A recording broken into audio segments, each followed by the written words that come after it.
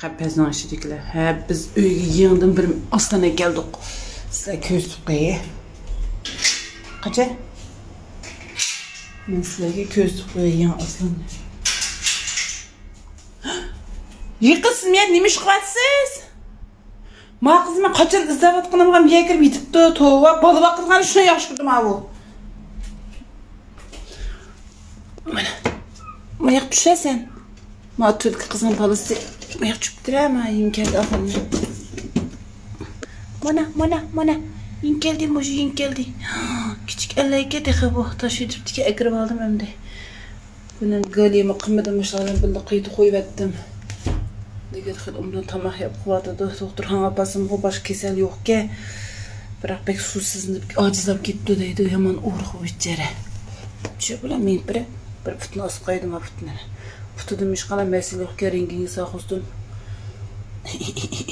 Ekik oğlum ki ekik oğlum. Ha kapıma yetem bir şekil öte. Bir şey derdi. O birinin azıcık bilmeydi bu. Bilmeye eşke zaksip benim. Şimdi bir sip içi adı döndü. Ya da o mavuşa bana. Mavuşaklanı malamizi kündü.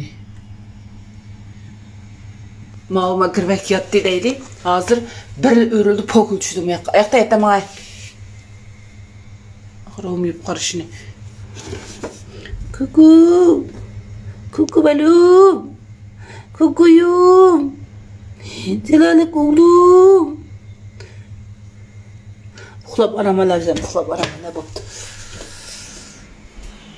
Hey Leyla ey. Hey Leyla. Hey neymiş ki boyu kırvalsa keşke değil mi? Ne demiş boyu kırvalsa kız? Hey. Hey. Kaldı mı ne oldu ona da eftirana dayak takmayacağım kadar. Kopana balam ne mavu? Kopana. Neymiş boyu kır bitvalsız? Balı bakıdı mavu mavu şaklan bakıdı. Hey. Gözün ucun bile. Hazır gözün uçuk değil. Ben tutsam gözün ucun bile. Tungak bula diye tungak. Kim o da yazsın? Tatlı bana var. Tatlı et tungak tuzu. Ma sopunun balı ister mi? Kuyruk usunu. Kuyrukun közü koyayım sana. Maymak sayma kuyruk karanı.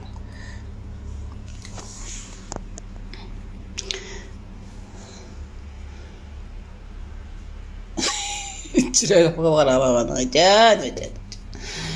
Acan. Büyet yatma. Hey büyet yatma. Sıkakla